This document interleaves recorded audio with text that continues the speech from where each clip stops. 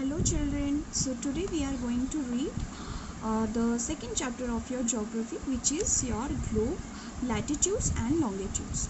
Okay, so then do you think that what do you mean, then now you think then what do you mean by globe?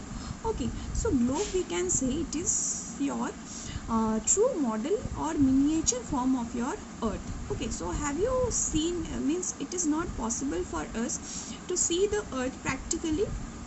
Okay, so we have to, for that we have to go to the our universe, or we have to go to the solar system like galaxy.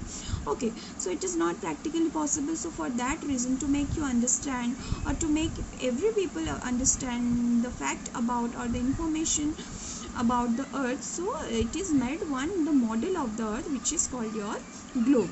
Okay, so for that reason we are seeing the globe, or we are reading about the globe. Okay, so it is called the model of the earth. Okay, so for that children, so before that I want to tell you, you must have go through some of the I have shared one of the PDF which is given. I have gathered some of the pictures which is given in your chapter in that PDF, and I have already shared with you. So you must have go through the pictures before to hear this video. Before to watch this video, you should have gone through that pictures. It will be helpful for you to understand this whole video. Okay children, so now I want to tell you about the latitudes and longitudes. Okay, so before that, globe I have already said this is called a model of your earth. Okay, so like your in earth consists of many of the countries, continents and your rivers, oceans. Okay, so like in your model of the earth, which is globe, it has also same the countries, continents, the information about the countries, continents, your rivers, your oceans, all the things it is have the information. It has the information. Okay, so like we can say the globe size is not fixed. It may be a small size, it may be of big size. Okay, available. Then after we can say it has all the information about your countries, continents and the oceans also. Then after we can say that the earth is also rotate. You know, I have already taught you in our first chapter that how the earth rotates. All the celestial bodies like your planets, your moon, asteroid, meteoroids, all are rotate around the sun, isn't it? So like they are rotate around the sun on their fixed orbits, isn't it? Elongated orbit. So like your earth, the globe is also rotate like your the same way the top spin or a potter's wheel is rotated. Okay, so the earth is around rotate on its axis, isn't it? So how we define the axis? Is it visible on the globe? Okay, it is visible on the globe, and some of these latitudes and longitudes all are visible on the globe, but we cannot see in the real world. Okay, so in the real earth it is not visible. These all are called your imaginary lines. Okay, so like your axis we can say which a line which connect from the connect from the north pole to south pole, and it helps the earth to rotate around on its for the movement on its orbit. Okay, so that is called your axis. Okay, and it is a imaginary line. Okay, so like your it is, we can say the globe can be moved around these needle from west to east just as earth moves. Okay, so then after we can tell I want to tell you that another imaginary line which is also found in our earth surface, which is called your equator line.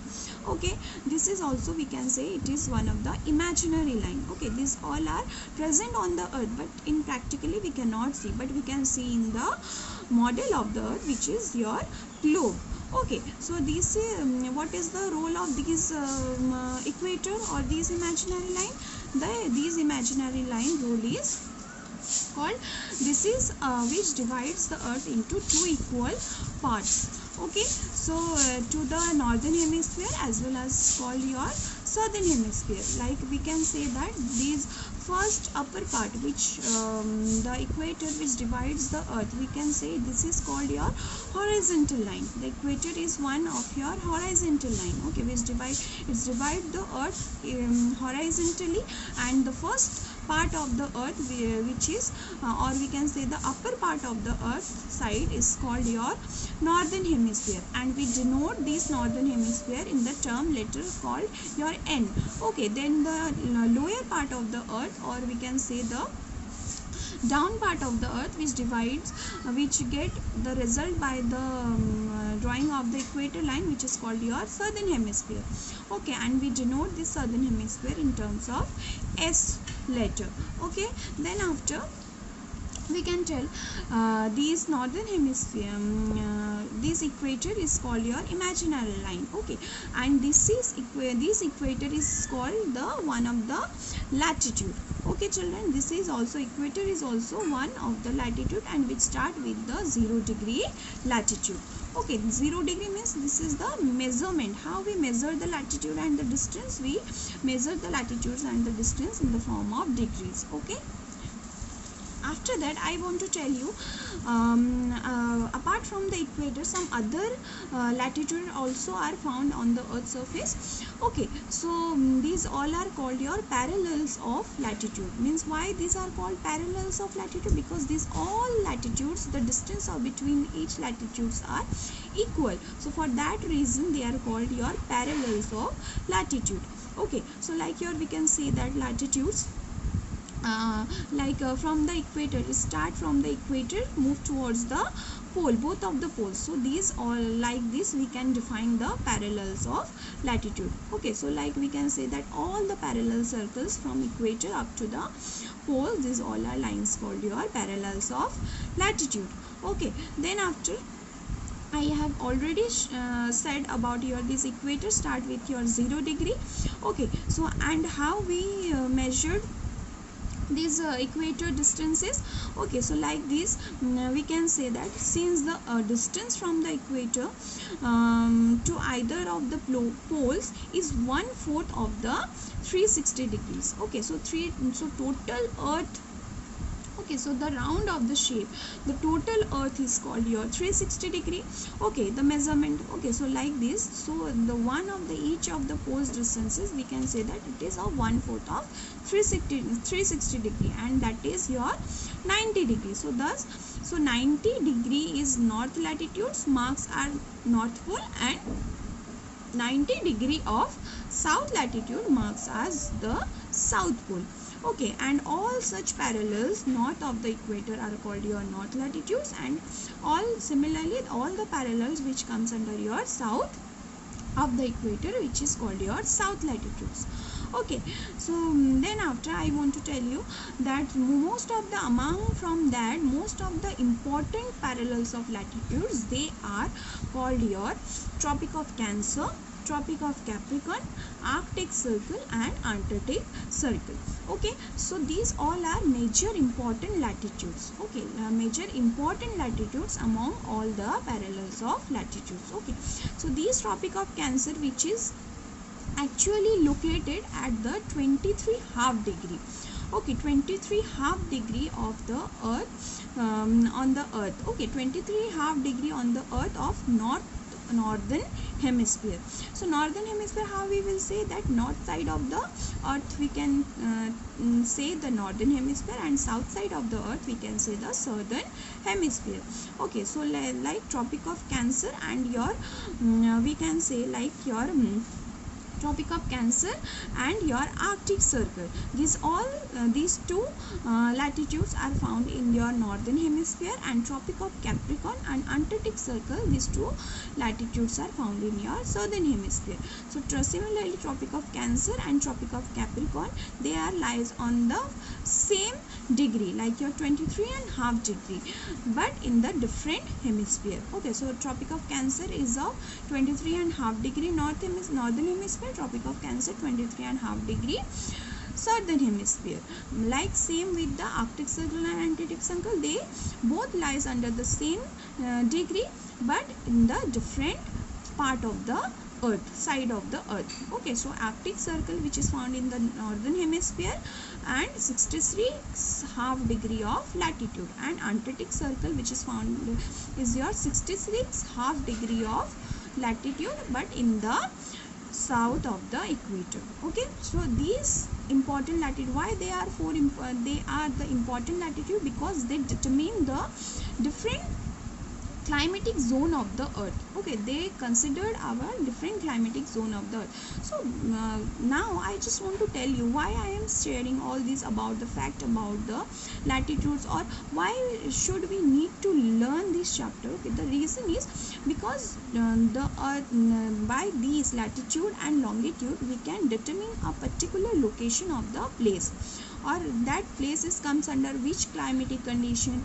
Okay, so all the things, which kind of vegetation grown there, which kind of plant the animals are found there. Okay, so these all are related, which kinds of crops we can grown on that agriculture, which kind of agriculture practice being done on that particular country and all. So that's all things are related and determined by these latitude and longitude. Okay, so these latitude and longitude, where they meet and interact with each other, they form one grid.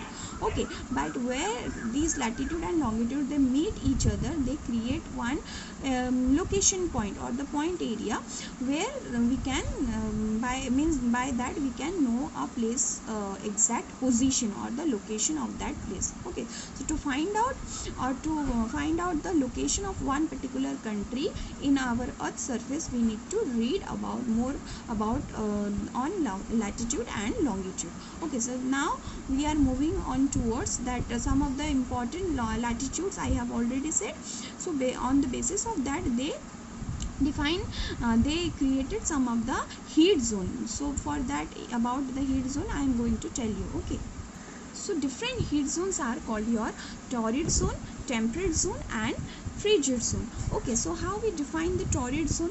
Okay, it's like we can tell your when the midday sun exactly overhead at least once a year on all latitudes in between the Tropic of Cancer and Tropic of Capricorn. Okay, so these areas therefore receive the maximum heat is called your torrid zone. Because why these zones are called, means the areas which comes under your Tropic of Cancer, between the Tropic of Cancer and Tropic of Capricorn. Okay, so because the sun rays directly fall on the equator. Okay, so for that reason those areas are called your torrid zone. Then temperate zone, those areas which comes under your, we can say, from the areas like Tropic of Cancer and Arctic Circle in the northern hemisphere, and Tropic of Capricorn and Antarctic Circle in the southern hemisphere. Okay, so those areas are called your temperate zone, because the sun rays not fall directly, the sun rays fall on slantingly or decreasing towards the pole. So that's why these areas receiving the moderate amount of heat. Okay, so that's why it is called your temperate zone. Okay, then after at last your frigid zone. Frigid zone, the areas or the areas which comes under your between the Arctic Circle and the North Pole in the northern hemisphere, and Antarctic Circle and the South Pole in the southern hemisphere. These areas called your frigid zone. Because why we are saying these areas are frigid zone? Because the sun rays, we can say it is because here the sun does not rise much above the horizon, or we can say the sun rays very few or very minimum amount of heat fall on throughout the year. Okay, so for that reason these areas is very cool climate, or we can say the polar regions. Okay, and for that reason the sun the amount of heat is also that much not absorbing, and these areas are covered with the snow. Okay, so for that reason these areas are called the frigid zone. Then move on towards our next content, which is called your longitudes. So we can say that the longitude are the same. We can define divide the earth into vertically into two equal part of the earth, like your eastern side of the hemisphere and western side of the hemisphere. Or we can say that your eastern side of the hemisphere, we can say that your if the line which divide the earth vertically into two equal halves, or we can say the your right side of the part of your earth is called your eastern hemisphere, and the left side of your part of the earth is called your western hemisphere. Okay, and these that line which is called your, which divide the earth, that is also called your one of the longitude. Okay, and the name is of that longitude is 0 degree. Okay, and we can say this is also called your prime meridian. Okay, so prime meridian, or we can say it is also called the Greenwich meridian. Okay, and then after several other longitudes also, which is started from one pole ended towards the other pole, and it is the semicircle line. It is not the circular line, but the latitudes are the circular lines. It start with one point and they meet with each other in another point. These are the circular line in the latitude, but the longitudes are, they are not the circular line, they are the semicircle line, because it is start with one of the pole and they join with another pole, so that's why they are the semicircle line. Okay, so then after we can say that as it is started with the 0 degree and it is extend up to the 180 degree, like, but your latitudes which started with 0 degree but it extend up to the 90 degree only. Okay, but whereas the longitude, it started with the 0 degree but extend up to the 180 degree. But so like your in your right side of the earth surface is called your, denote is your eastern hemisphere, and the left side of the earth surface of the prime meridian is called your western hemisphere. Okay, and they both are denote is the by the letter E, and eastern side is E and western side is W. Okay, so then after we can say that how the prime meridian name is called your Greenwich meridian, because the reason is like all the meridians are of equal length, so it is very difficult to number all the meridians. So all the countries, they decided that count should be begin with from the meridian which passed through the Greenwich, where the British Royal Observatory is located. So that this meridian is called, for that reason, prime meridian. Okay, so and which is passes through the Greenwich, which is the country of London, isn't it? So that's why it is named is called Greenwich meridian. Okay, then I have already said you about the importance of the longitude latitude. So latitude, why the latitudes are important? Because it determine three heat zone of the earth. Okay, so means it determine the countries which climate occur, which vegetation should be grown at that particular areas, and which animals are found. So these all the latitudes important is divide the earth, it gives the earth three zone to the earth. So what is the importance of the longitude? What determine the longitude for the earth? Okay, so by that longitude we can determine the time and the date. Okay, so the date and the time which prevail, which respond with the help of longitude, we can know one country's time, the standard time, or one country's the date line. Okay, so like this we can for that reason the longitudes are important for our earth. Okay, so like this, how the best means of measuring time is by the movement of the earth and the moon and the planets, isn't it? So the sun regularly rises and sets every day, and naturally it is the best timekeeper, we can say, throughout the world. So the sun, isn't it? So local time can be reckoned by the shadow cast by the sun only, so which is the shortest at the noon and the longest at the sunrise and sunset. So for that reason, when the prime meridian of Greenwich has the sun at the highest point in the sky, all the places along these meridians will have midday, or we can say the noon. Okay, so as the earth rotates, so you know the rotation of the earth. So earth rotates from the west to east, so those places of east of Greenwich will be ahead of the Greenwich time, and those to the west will be behind it. Means the earth movement or the rotation of the earth is from the west to east, means it first rotate from the which side, we can say it first rotate from the like your those places which those places east of the Greenwich, it always be ahead. So first it rotate in east. Okay, so east time always it is ahead from the west time. Okay, so east time will be always ahead, and west time will be always we can say behind from the east time always ahead from the west, and west time always behind from the east. Okay, then after how the what time is, how much difference or how much time difference can be found in the both of the hemisphere, in the west and the eastern hemisphere. So that time difference now we can going to calculate, or now we now I am going to tell you about how we will find the time difference. Okay, so that rate of difference can be calculated like this: the movement of the earth.